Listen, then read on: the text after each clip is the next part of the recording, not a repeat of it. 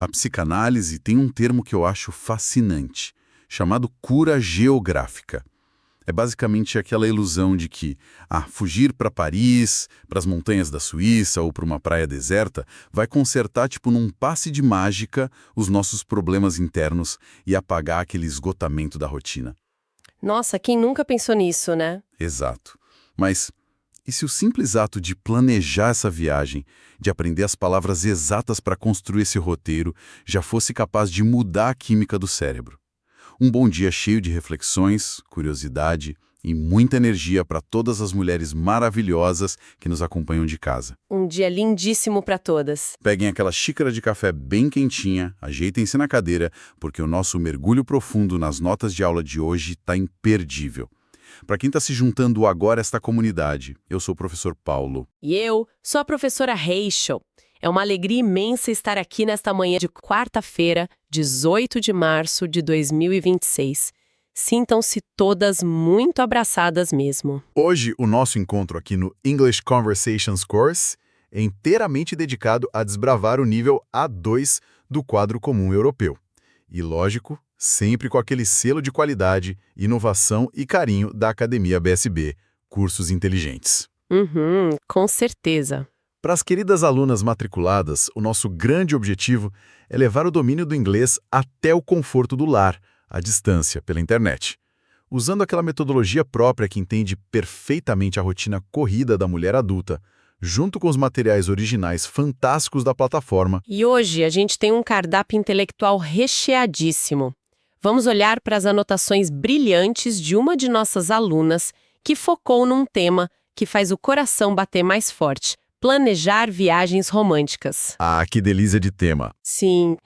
E a partir das notas dela, a gente vai explorar as armadilhas do vocabulário de viagens, entender os caprichos históricos da pronúncia em inglês, debater como aplicar essas frases no dia a dia e mergulhar na gramática dos superlativos. Aquela coisa de expressar os maiores sentimentos, né? Isso, descobrindo por que de usarmos essas estruturas para extremos. E para fechar, a gente faz uma leitura analítica bem gostosa sobre as preferências de férias. Mas, olha, antes de colocar o pé nessa estrada toda, a gente tem aquele momento fundamental que celebra o esforço e a dedicação diária de quem está estudando. É a hora da nossa gamificação. Eba, a melhor hora! E hoje os holofotes se voltam para as anotações e atividades da nossa aluna Sandra Teixeira. Olhando aqui o painel, a plataforma acaba de computar os pontos dela e o resultado é estrelas ganhas hoje. 42 estrelas. Nossa, 42? 42 estrelas de puro merecimento para Sandra. Um aplauso gigante para ela. Que número fantástico! E é sempre bom lembrar para as nossas queridas alunas o porquê dessa gamificação existir na Academia BSB. Quando a gente fala de neuroplasticidade, que é a capacidade do cérebro adulto de aprender um novo idioma, nós sabemos que a ciência aponta o sistema de recompensa como um motor essencial, sabe? É ciência pura. Exato. Cada atividade feita na plataforma, cada lição de casa entregue, não é só um dever cumprido, é um hábito de excelência sendo construído. E esses pontos, essas estrelas, são a materialização visual desse progresso lindo no perfil de cada aluna. E essas estrelas não ficam só lá brilhando na tela não, viu? Elas têm um poder real. As alunas que se destacam no ranking mensal ganham acesso a sorteios maravilhosos. Os prêmios são incríveis. Demais! Estamos falando de edições lindíssimas de livros escritos por autoras mulheres que transformaram o mundo. Estojos exclusivos, canecas para o café da manhã e camisetas da escola. E mais do que isso, essas estrelas se convertem em benefícios financeiros, podendo abater valores em novos cursos e produtos da escola. O esforço intelectual gera recompensas concretas mesmo. É o reconhecimento de que aprender exige coragem, né? E, por falar em coragem, que tal a gente começar a construir o vocabulário necessário para ganhar o mundo? Bora lá! Analisando a primeira parte das notas da Sandra, o fio condutor é claramente a preparação para viagens. E logo de cara nas anotações da aula atual de vocabulário, eu vejo um clássico motivo de confusão para quem fala português. A Sandra anotou aqui a diferença entre travel e trip. Sabe, eu olho para essas duas palavras e sempre me pergunto por que o inglês precisa de duas palavras diferentes para a mesma coisa. Pois é, parece implicância. No português a gente diz, eu vou viajar.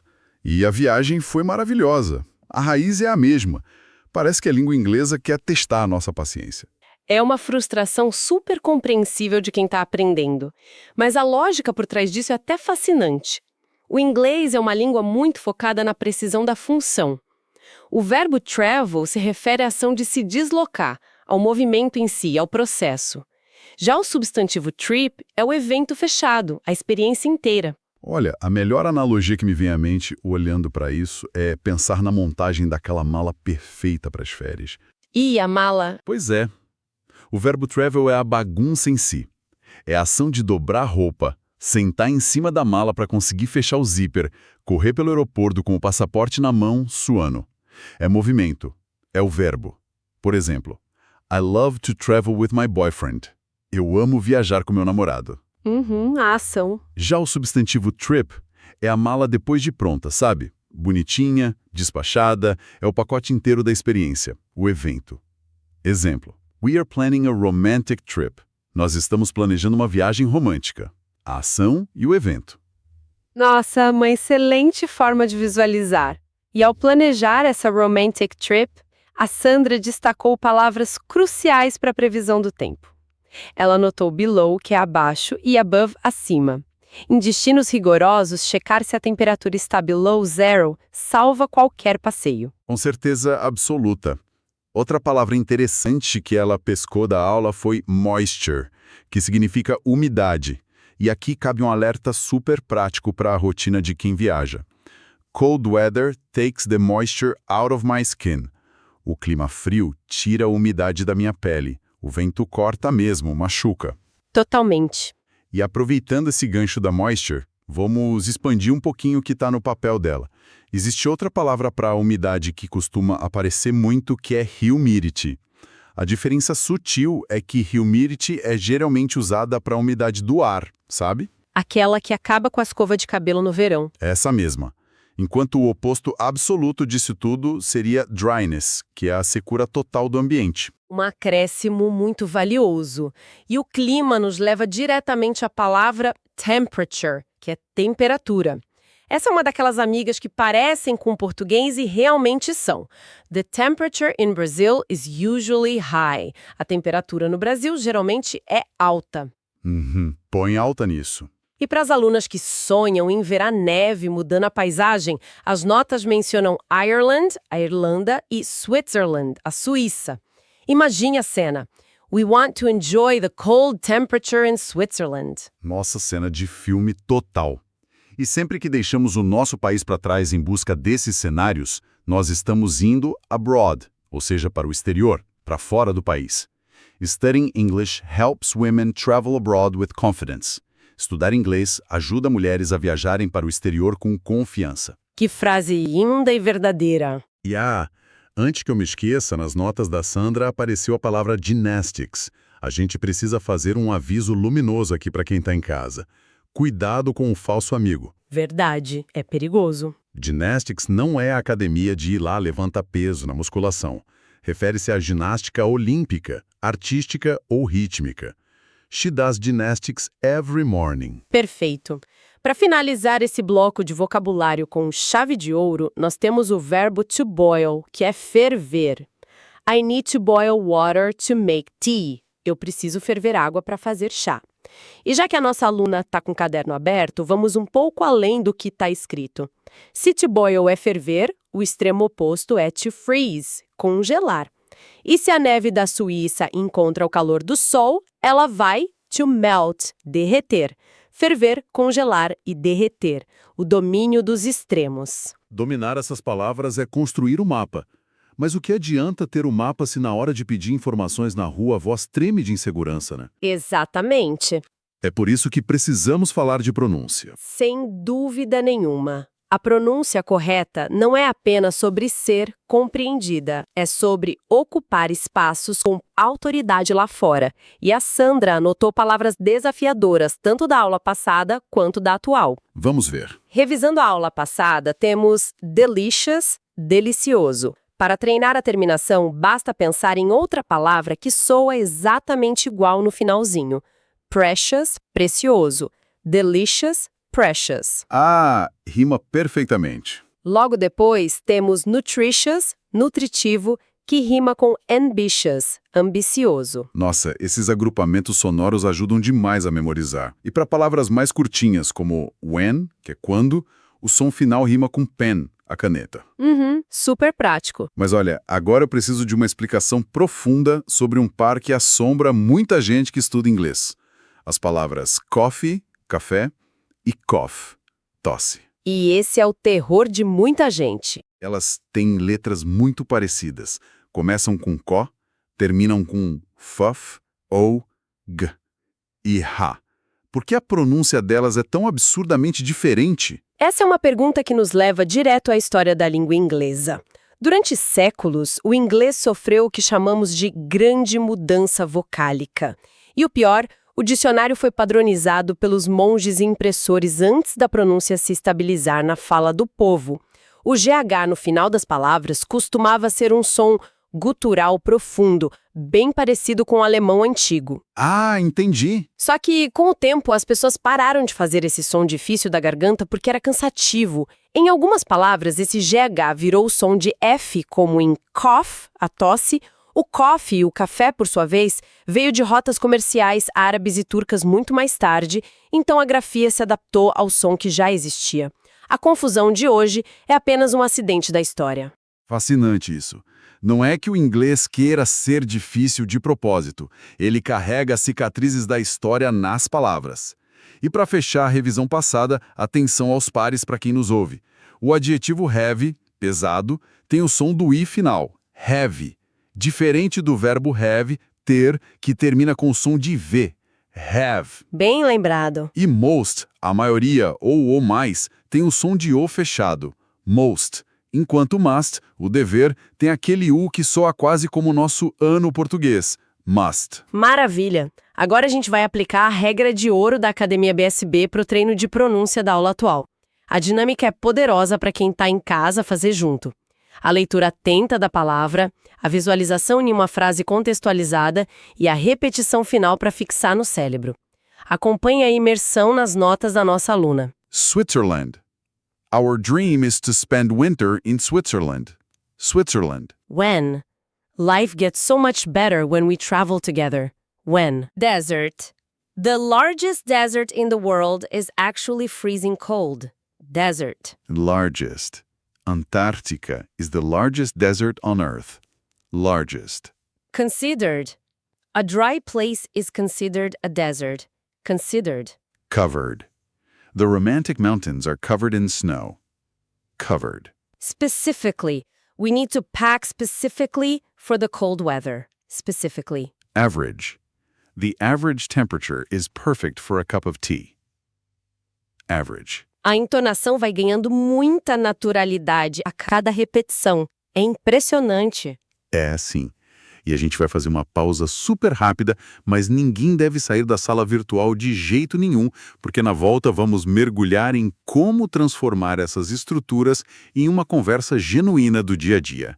E ainda descobrir como expressar emoções intensas através dos superlativos. Fiquem com a gente. A fluência em um novo idioma não precisa ser uma estrada solitária e cheia de incertezas. Na plataforma exclusiva da Academia BSB Cursos Inteligentes, todas as alunas contam com o diário de classe, um espaço íntimo e seguro para registrar o progresso e mensurar vitórias diárias.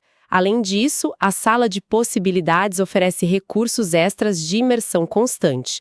Para momentos de foco intenso, o Summer Camp proporciona treinamentos que aceleram resultados. E para quem ama o poder transformador da literatura, o Book Club é o ambiente perfeito para debater obras fantásticas escritas exclusivamente por mulheres que fizeram história. Acessem a plataforma da Academia BSB hoje mesmo e explorem todos os recursos que respeitam o tempo e a inteligência de quem estuda. Academia BSB, a comunicação que abre o mundo. E estamos de volta com o nosso mergulho profundo. Na primeira parte do nosso encontro, vibramos com as estrelas conquistadas na gamificação da Sandra e dissecamos todo o vocabulário e pronúncia maravilhosa das notas de aula. Agora, a gente precisa transformar essa teoria em realidade. E, refletindo sobre as viagens românticas que acabamos de mencionar, eu preciso compartilhar uma observação que eu acredito ser, tipo, um fenômeno quase universal. Conta pra gente. Ocorre muito o seguinte cenário. A mulher passa meses organizando um roteiro perfeito para a viagem do casal. Ela pesquisa qual é a jaqueta certa para suportar as temperatures, se o sapato aguenta a moisture da cidade, cria planilhas coloridas com os horários de trem na Suíça, e aí o parceiro chega faltando, sei lá, 2 dias para o voo, senta no sofá e faz a única pergunta que ocupou a mente dele o tempo todo. Mas vem cá, onde a gente vai comer? Nossa, sim, essa anedota é a realidade de muitos lares. É o famoso choque de gestão da viagem. Exato. E é justamente por isso que a seção Language Usage das anotações da Sandra é tão vital. Saber usar as expressões do dia a dia é o que permite negociar esses roteiros ou, se as coisas derem errado, reorganizar a logística sem criar um estresse gigante. Não dá para brigar na viagem, né? As anotações trazem frases super úteis, such as, tais como, it depends, depende, it's raining, está chovendo, I like both options, eu gosto de ambas as opções. What is your favorite recipe? Qual é sua receita favorita? In the past, I used to go to church. No passado, eu costumava ir à igreja. E my boyfriend lives in Águas Claras. Meu namorado mora em Águas Claras. Como a gente adora trazer para o mundo real, vamos imaginar um roteiro aqui nós dois. Adoro, vamos lá. Imagina que você está recebendo uma amiga gringa aqui no Brasil e você quer planejar o domingo. Eu vou fazer o papel da amiga sugerindo coisas, tá? Combinado. Então, hey, let's go to the park this Sunday. That sounds great, but it's raining right now. It depends on the weather later. Plus, my boyfriend lives in Águas Claras, so we need to plan the transport. Oh, I see. Well, we can go to a museum or we can stay home and cook. I like both options. In the past, I used to go to church on Sundays and then have a big family lunch. What is your favorite recipe? I love Brazilian food, such as feijoada. Feijoada it is. Viu só? O domingo foi salvo, a chuva não foi um problema, o transporte do namorado foi considerado e o inglês fluiu naturalmente. A comunicação resolve os problemas práticos da vida. É a comunicação salvando as relações. E essa capacidade de mediar situações nos leva ao próximo ponto das notas de aula, que é a seção de gramática. Porque quando os planos dão muito certo, ou quando a chuva atrapalha de forma monumental a feijoada, a gente precisa expressar os extremos. A melhor viagem, a pior tempestade. Isso é o território dos superlativos. Ah, os superlativos. Para quem nos ouve com as anotações abertas agora, os superlativos são ferramentas gramaticais usadas para indicar que algo atingiu o nível máximo de uma qualidade. Mas, olhando para a gramática, surge uma dúvida sincera. Pode falar. Por que as regras mudam dependendo do tamanho da palavra em inglês? Se o adjetivo é curto, como tall, alto, young, jovem ou busy, ocupado, a regra manda grudar o sufixo est no final. Vira the tallest, the youngest, the busiest. Agora, se a palavra é longa, como intelligent ou generous, a regra diz para colocar the most na frente, formando the most intelligent ou the most generous. Qual é o motivo histórico dessa divisão toda? É incrível como tudo volta às raízes do inglês antigo, sabe? Adjetivos curtos de 1 ou 2 sílabas costumam ter origem germânica. O Old English, a língua dos anglo-saxões, adorava aglutinar palavras, colar sufixos e prefixos. É da natureza deles. Por isso a gente adiciona o EST. Entendi, faz sentido. Já as palavras longas e bem elaboradas, como intelligent, entraram no idioma inglês muito mais tarde. Geralmente através do francês ou do latim, ali após a conquista normanda. E essas línguas latinas não gostam de aglutinar pedaços no final da palavra. Elas preferem usar palavras de apoio. Por isso as palavras latinas precisam do the most. É literalmente um choque entre a tradição germânica e influência francesa dentro da mesma frase. Nossa, isso muda tudo. Entender o porquê faz a decoreba chata simplesmente desaparecer da mente. Outro ponto que a Sandra sublinhou nas notas é a importância das preposições que acompanham esses extremos. Quando falamos de lugares territoriais, usamos o IN. Chicago is one of the largest cities in the USA. A maior cidade nos Estados Unidos. Uhum. Mas, quando o contexto envolve grupos de pessoas ou períodos de tempo, a escolha certa é o off. February is the shortest month of the year, o mês mais curto do ano. Ou, she is the cleverest of all my friends. Ela é a mais esperta de todas as minhas amigas. Perfeito. E a aplicação disso perpassa por todas as áreas da vida da mulher adulta. No trabalho, por exemplo, para demonstrar eficiência numa reunião, é super poderoso dizer que alguém teve the busiest week, a semana mais atarefada. Com certeza. Na vida privada, um elogio carinhoso usando o superlativo faz toda a diferença. My mother is the most supportive person I know. Minha mãe é a pessoa que mais me apoia. E no contexto acadêmico, não há vergonha nenhuma em admitir que this is the most difficult topic of the course. Este é o tópico mais difícil do curso. É a assertividade. Exatamente. E com as estruturas de afirmação, interrogação e negação, a aluna monta o que ela quiser na conversa. Afirmativa: The biggest swimming pool is in Dubai. A maior piscina fica em Dubai. Interrogativa: Is the biggest swimming pool in Dubai? A entonação muda. E a negativa: The biggest swimming pool is not in Dubai. Muito claro. Mas olha, olhando aqui no final das notas de gramática, eu encontrei um detalhe muito curioso da Sandra e a gente precisa debater isso rapidinho. As notas trazem a expressão the least expensive, o menos caro, como o oposto direto de the most.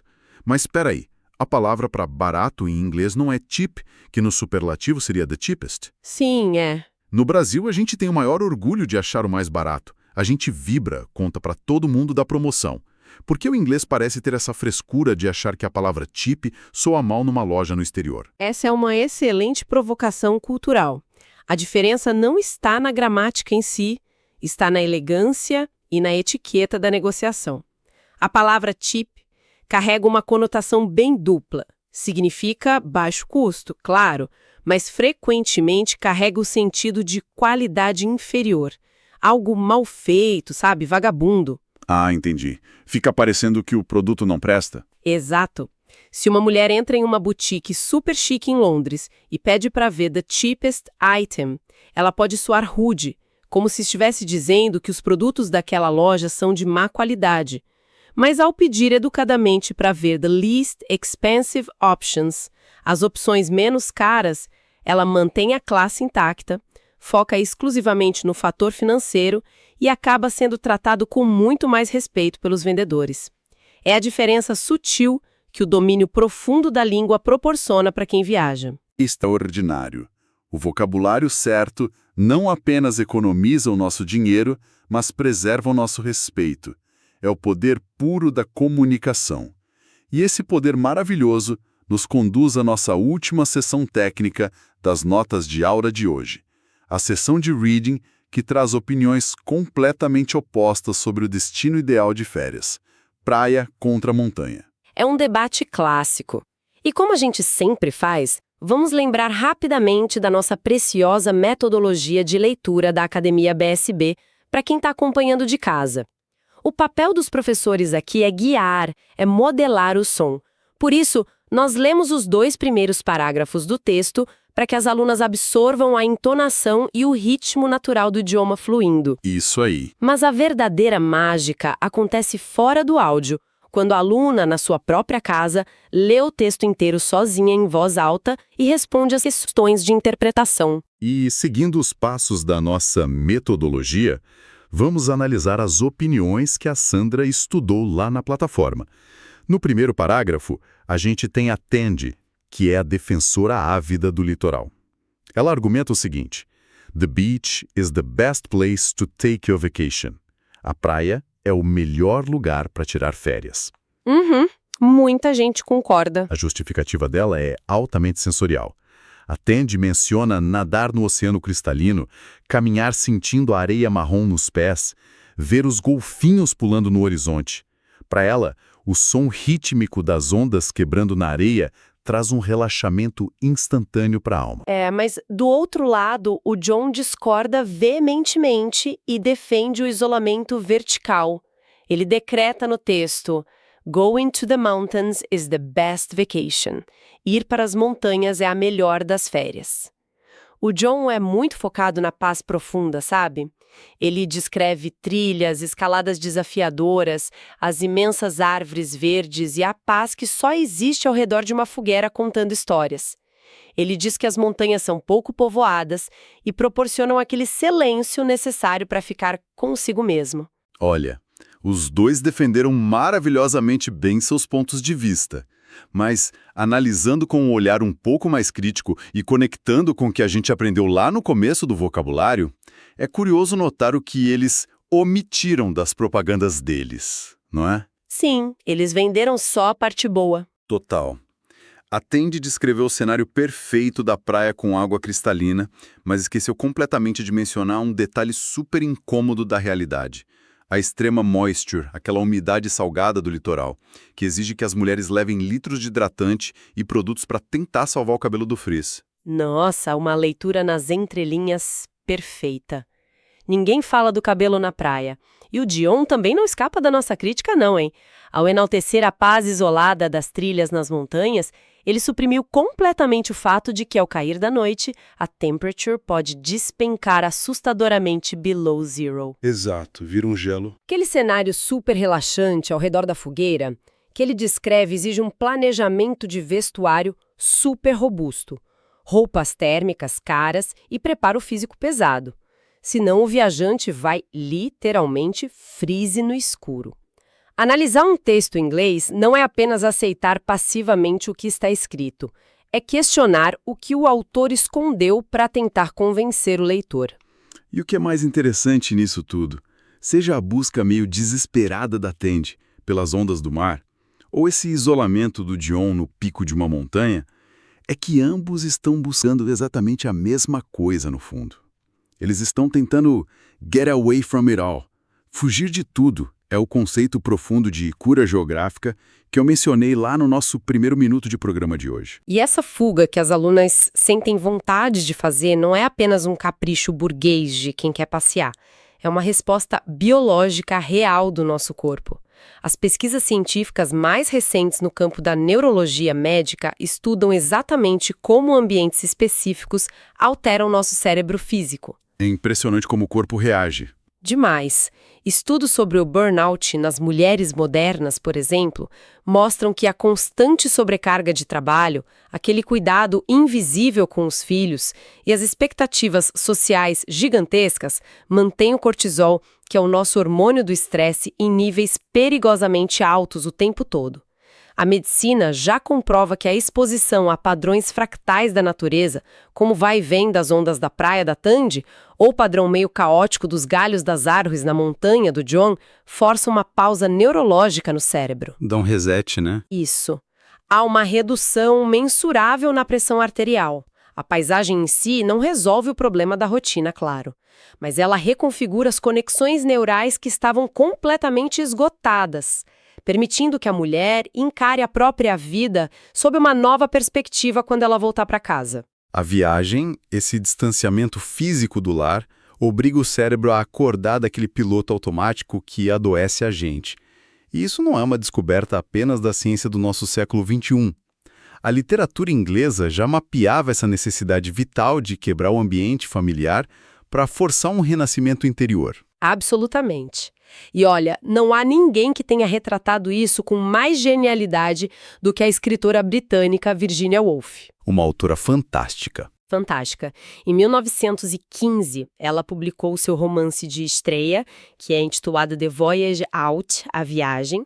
É a história de uma jovem mulher inglesa que estava presa às expectativas sufocantes da sociedade londrina daquela época e que embarca em um navio rumo à América do Sul. E o lindo do livro é que a travessia do oceano e a chegada a um continente completamente exótico não representam apenas turismo para ela, representam o desmantelamento literal de quem ela achava que era obrigada a ser. O distanciamento físico da metrópole é exatamente o que permite o seu verdadeiro despertar intelectual e emocional. É uma obra atemporal. Sim, é uma crítica brilhante de como o espaço geográfico molda e, muitas vezes, aprisiona a identidade feminina se a gente não tiver cuidado. Que reflexão arrebatadora para a gente encerrar este mergulho profundo de hoje.